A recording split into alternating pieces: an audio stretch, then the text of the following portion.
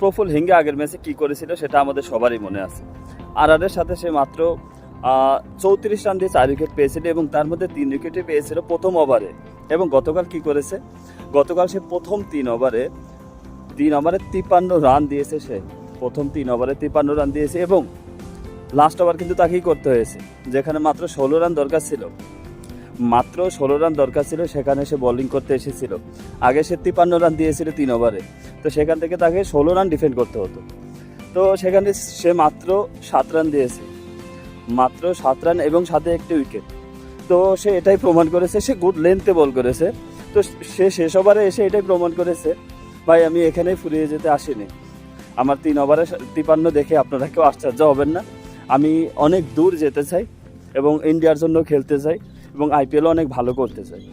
তো 53 রান আমাকে ডিফাইন করতে পারে না, আমি আসলে ভালো কিছু করে দেখাতে চাই।